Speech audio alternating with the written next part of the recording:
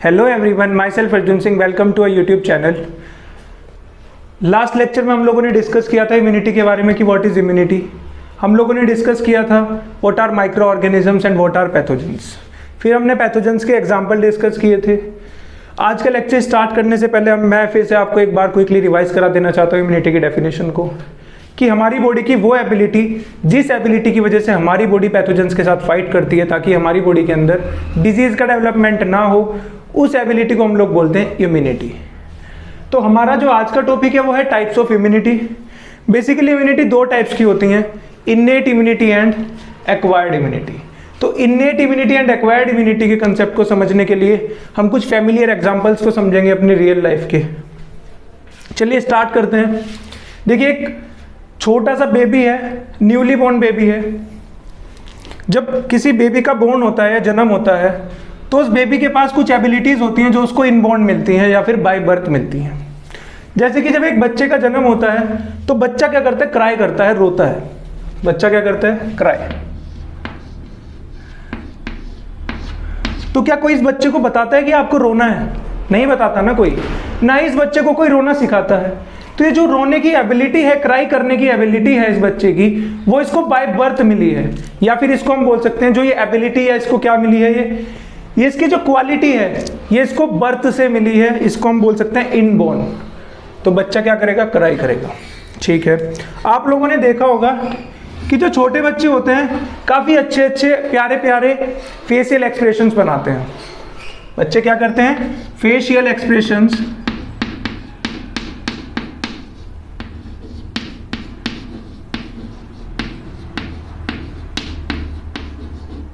तो जो छोटे बच्चे फेशियल एक्सप्रेशन बनाते हैं, क्या इनको कोई सिखाता है? नहीं सिखाता। ये जो फेशियल एक्सप्रेशन, स्माइल पास करते हैं बच्चे या अच्छे अच्छे प्यारे प्यारे फेसेस बनाते हैं, ये क्वालिटी भी इनको इनबॉर्न क्वालिटी मिली है या इनबॉर्न एबिलिटी है इन बच्चों की। आपने छोटे बच्चों को देखा होगा, वो अपने लिम्स को मूव करते हैं, अपने हैंड मूव करते हैं, अपने लेग मूव करते हैं, अपनी फिंगर्स का मूवमेंट करते हैं। ये चीज़ आपने नोटिस की होगी। तो जो उनकी मूवमेंट है, लिम्स का मूवमेंट, ये भी क्या है, एक इनबॉर्न क्वालिटी है इन बच्चों की। या फिर हम इसको क्या कह सकते हैं, ये क्वालिटी या एबिलिटी बच्चों को बाय बर्थ या बर्थ से इनको बच्चों को ये क्वालिटी मिली है। अगर हम इस बच्चे को कहने लगे कि बेटा वॉक करके दिखाओ, इसको बोलने लगे बेटा वॉक करो, तो क्या ये न्यूली बॉर्न बेबी वॉक कर पाएगा? नहीं कर पाएगा। क्यों नहीं कर पाएगा? क्योंकि ये एबिलिटी वॉक करने की इसको बाय बर्थ नहीं मिली, या फिर हम कह सकते हैं इसको बर्थ से वॉकिंग करने की एबिलिटी नहीं मिली।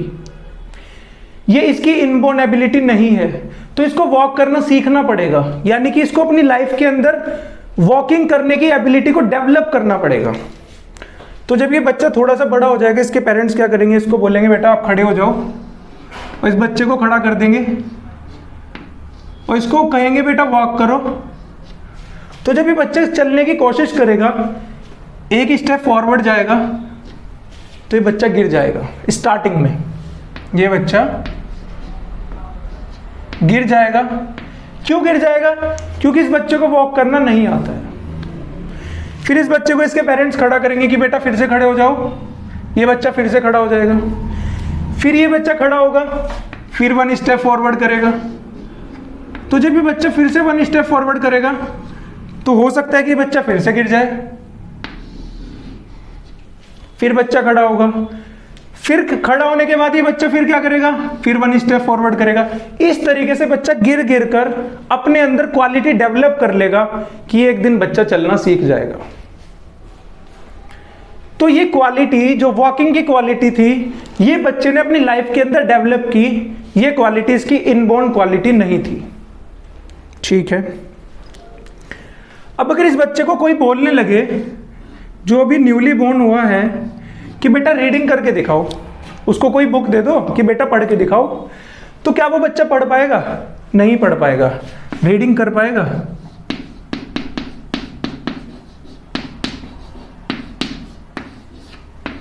नहीं कर पाएगा रीडिंग। क्यों नहीं रीडिंग कर पाएगा?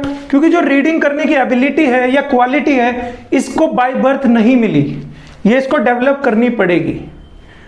तो जैसे ही ये बच्चा थोड़ा बड़ा होगा, 4 साल का होगा, 5 साल का होगा, तो इसके पेरेंट्स इसको कहाँ भेज देंगे? स्कूल भेज देंगे। ये बच्चा जाएगा स्कूल में, और स्कूल में जाके जब ये अपने टीचर के पास जाएगा, जो इसकी मैम या सर होंगे, वो इसको रीडिंग करना स्टार्ट करवाएंगे, अल्फ़ाबेट सिखाएंगे सबसे पहले इसको, अल्फ़ाबेट्स।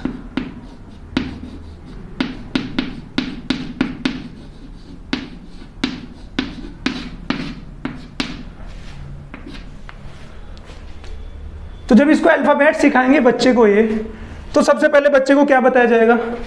बच्चे को कहेंगे बच्चे ये क्या है? तो बच्चा कहेगा जी मुझे नहीं पता कि ये क्या है। तो मैडम उसको सिखाएगी कि बेटा ये है ए फॉर एप्पल।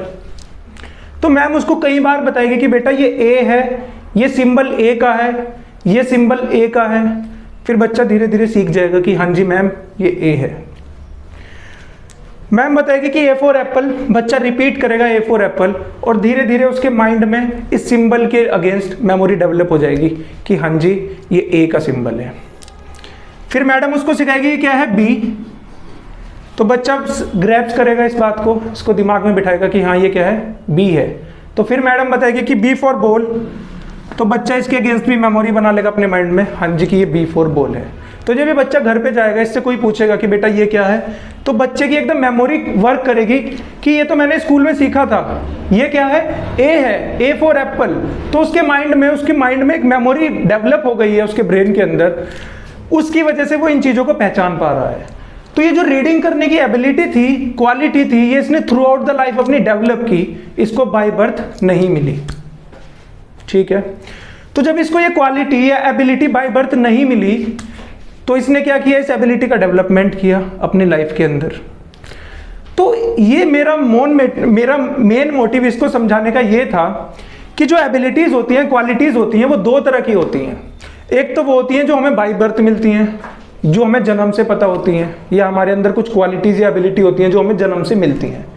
कुछ एबिलिटीज ऐसी होती हैं जो हमें through out the life develop करनी पड़ती हैं, चीज़ों को सीखना पड़ता है हमें ज़िंदगी में। तो 2 तरीके से हम लोगों ने इन क्वालिटीज़ को डिवाइड किया है, एक बाय बर्थ, एक डेवलप किया हमने थ्रू आउट द लाइफ। तो चलिए इस कंसेप्ट को हम अपनी टाइप्स ऑफ इम्यूनिटी पे लगाते हैं कि 2 टाइप्स की इम्यूनिटी होती है, innate immunity and acquired immunity. तो जो क्वालिटीज या एबिलिटीज पैथोजन से फाइट करने की हमें जन्म से मिली है, या फिर हम कह सकते हैं बाय बर्थ मिली है, उन एबिलिटीज को हम लोग बोलते हैं इन्नेट इम्यूनिटी।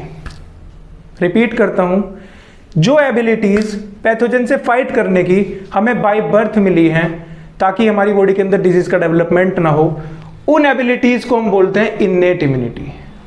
अगर हम दूसरी तरफ बात करें एक्वायर्ड इम्यूनिटी की, तो जो एबिलिटीज हम through out the life develop करते हैं अपने अंदर पैथोजन से फाइट करने के लिए ताकि हमारी बॉडी के अंदर डिजीज का डेवलपमेंट ना हो, उन एबिलिटीज को हम लोग बोलते हैं एक्वायर्ड इम्यूनिटी। ठीक है, तो हमने इन्नेट इम्यूनिटी और एक्वायर्ड इम्यूनिटी को सिंपल वर्ड्स में समझ लिया है with the help of example. तो हम देखते हैं जो इन्नेट इम्यूनिटी होती है वो कितनी तरह की होती है।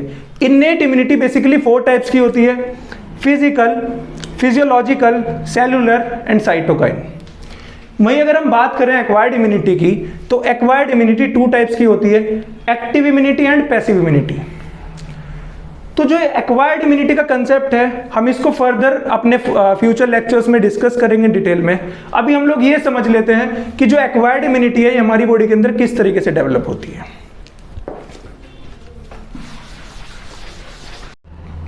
चलिए अब हम समझते हैं कि एक्वायर्ड इम्यूनिटी जो है ये हमारी बॉडी में किस तरीके से इसका डेवलपमेंट होता है।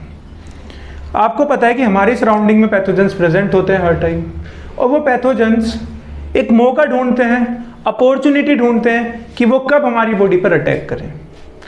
तो जब कोई भी पैथोजन फर्स्ट टाइम हमारी बॉडी पर अटैक करेगा तो हमारी बॉडी के लिए बिल्कुल न्यू पैथोजन होगा, और इस न्यू पैथोजन से फाइट करने के लिए हमारी बॉडी के पास कोई भी स्पेशल मैकेनिज्म डेवलप नहीं हुआ होता है। जब भी फर्स्ट टाइम हमारी बॉडी पर कोई पैथोजन अटैक करता है तो उस टाइम हमारी बॉडी के अंदर उस पैथोजन से फाइट करने के लिए, उसको बॉडी से एलिमिनेट आउट करने के लिए कोई भी स्पेशल मैकेनिज्म हमारी बॉडी के अंदर डेवलप नहीं हुआ होता है। तो चलिए एक एग्जांपल की मदद से समझते हैं कि किस तरीके से हमारी बॉडी के अंदर किसी न्यू पैथोजन के अगेंस्ट इम्यूनिटी डेवलप होगी, एक्वायर्ड इम्यूनिटी का डेवलपमेंट होगा। और किस तरीके से जब वो सेकेंड टाइम हमारी बॉडी पर अटैक करेगा तो हमारी बॉडी के अंदर एक इम्यूनिटी या स्पेशल मैकेनिज्म डेवलप हो चुका होगा और उसको एकदम से रिकॉग्नाइज कर लिया जाएगा, उसको बॉडी से एलिमिनेट आउट कर दिया जाएगा। वायरस है वेरिसेला जोस्टर वायरस। तो ये जो वायरस है ये हमारी बॉडी के अंदर चिकन पॉक्स कॉज करता है।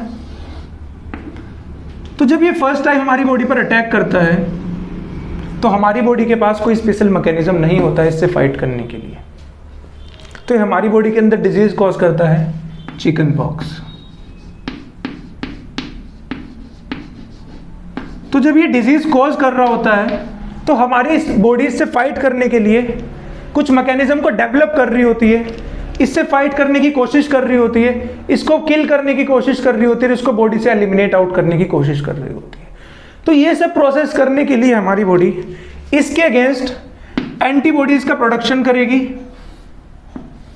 और इसके अगेंस्ट मेमोरी सेल्स का प्रोडक्शन करेगी। मेमोरी सेल्स, ठीक है। ये मेमोरी सेल्स और एंटीबॉडीज का प्रोडक्शन क्यों किया?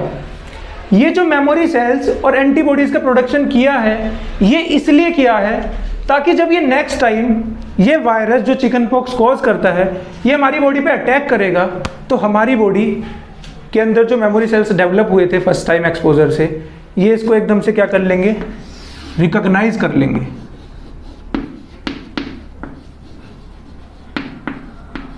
इसको रिकॉग्नाइज कर लेंगे कि ये पैथोजन तो हमारी बॉडी के अंदर पहले भी आया था और इस पैथोजन ने हमारे अंदर चिकन पॉक्स कॉज किया था।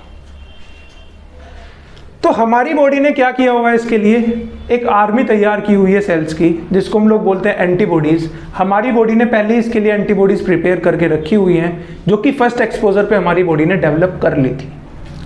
तो मेमोरी सेल्स इसको जैसे ही रिकॉग्नाइज करेंगे तो सेल्स की आर्मी आएगी, एंटीबॉडीज आएंगी और इसको क्या करेंगी, इसको किल करने के लिए प्रोसेस स्टार्ट कर देंगी, इसको डिस्ट्रॉय करने की प्रोसेस स्टार्ट हो जाएगी हमारी बॉडी के अंदर और इसको एलिमिनेट आउट करने की प्रोसेस स्टार्ट हो जाएगी। तो this is how adaptive immunity develops in our body.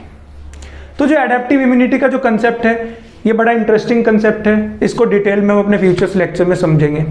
चलिए अब हम बात करते हैं इन्नेट इम्यूनिटी की। तो इन्नेट इम्यूनिटी में हमने कुछ टाइप्स पढ़े थे अभी कि physical, physiological, cellular and cytokine. तो अभी हम एक छोटा सा एग्जांपल लेते हैं इन्नेट इम्यूनिटी का। जैसे फिजिकल की बात करते हैं, जो फिजिकल बैरियर है या फिजिकल इन्नेट इम्यूनिटी का टाइप है इसके बारे में थोड़ा सा डिस्कशन करते हैं। तो जैसे हमारी स्किन है, हमारी स्किन है, ये हमारी स्किन फिजिकल बैरियर की तरह एक्ट करती है।